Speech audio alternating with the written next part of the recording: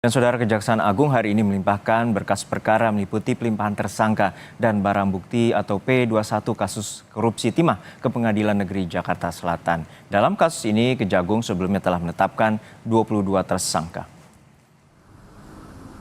Kejari Jakarta Selatan tengah bersiap melakukan pernyataan pers terkait kelengkapan berkas perkara kasus dugaan korupsi dalam tata niaga komoditas timah di wilayah izin usaha pertambangan PT Timah Tbk tahun 2015 hingga 2022. Jika dinyatakan lengkap, Kejari Jakarta Selatan akan menerima pelimpahan tersangka dan barang bukti untuk selanjutnya dilakukan penyusunan dakwaan oleh JPU. Kasus mega korupsi timah melibatkan sejumlah pihak, diantaranya mantan pejabat di Kementerian ESDM, Direksi PT Timah, dan pengusaha smelter yang ditaksir menimbulkan kerugian negara mencapai 300 triliun rupiah. Lebih lengkap soal pelimpahan berkas perkara kasus korupsi timah ini kita tanyakan langsung pada jurnalis Kompas TV Dian Silitonga di Kejaksaan Negeri Jakarta Selatan.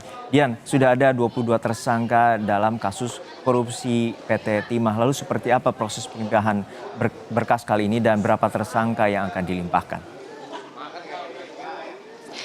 Juno, kita masih menunggu nanti teknisnya seperti apa, apakah secara keseluruhan tersangka ini akan langsung dilimpahkan oleh Kejaksaan Agung kepada Kejaksaan Negeri Jakarta Selatan pada hari ini, atau nanti pelimpahannya akan dilakukan secara bertahap. Tapi kalau kita melihat atau berkaca pada kasus-kasus sebelumnya, jika sebuah kasus ini melibatkan begitu banyak tersangka, biasanya ini pelimpahan atau tahap 2 akan dilakukan secara bertahap, terbagi dalam beberapa klaster. Misalnya pembagiannya bergantung pada peran para tersangka atau waktu penetapan tersangka. Kalau kita mencermati kasus ini, kita ingat pada penyidikan awal Kejaksaan Agung menetapkan 10 tersangka pertama yang berasal dari pihak mitra tambang atau pengusaha smelter. Jadi ada 10 pengusaha smelter yang ditetapkan sebagai tersangka dalam kasus ini. Nanti kita akan cermati apakah yang diserahkan adalah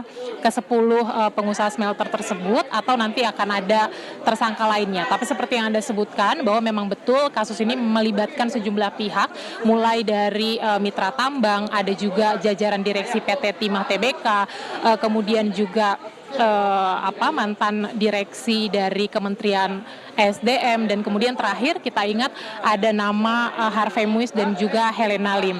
Nah, tentu sekali lagi kita akan pantau nanti berapa tersangka yang akan dilimpahkan hari ini, tapi yang jelas sampai dengan saat ini proses pelimpahannya belum dilakukan, belum dimulai. Kalau agendanya tadi direncanakan konferensi pers akan dilakukan pada pukul 9 pagi, tapi sampai dengan saat ini kami wartawan ini masih menunggu proses pelimpahan tahap 2 dari Kejagung ke Kejaksaan Negeri Jakarta Selatan untuk kasus dugaan korupsi timah periode tahun 2015-2022. Juno. Ya, Dian, untuk saat ini bagaimana dengan proses pemeriksaan saksi-saksi yang masih berlangsung di Kejagung? Lalu siapa lagi saksi yang akan diperiksa? Ya, dipastikan pengembangan kasus ini masih akan terus dilakukan. Artinya dipastikan juga bahwa Kejagung masih akan memanggil atau menjadwalkan pemeriksaan sejumlah saksi-saksi. Siapa saja mereka tentu itu belum dibocorkan. Tapi kalau kita sekali lagi mencermati kasus ini, Juno, tentu publik juga masih penasaran terkait dengan hasil pemeriksaan salah satu nama, yakni pengusaha Robert Priantono, yang kemudian sempat disebut-sebut memiliki andil penting dalam dugaan kasus korupsi timah ini.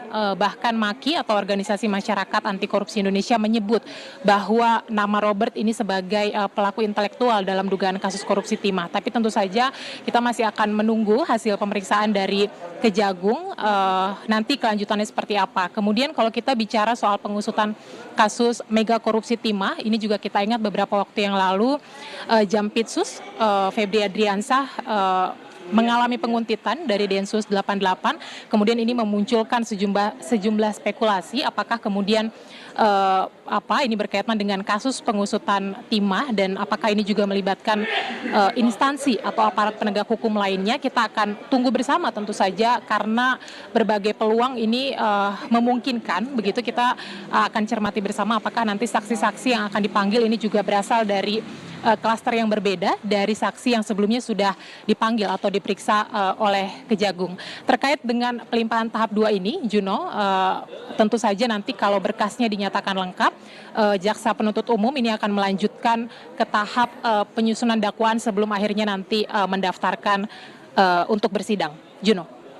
Baik, terima kasih atas laporan lengkap Anda, jurnalis Kompas TV, Dian Silitonga dari Kejari, Jakarta Selatan.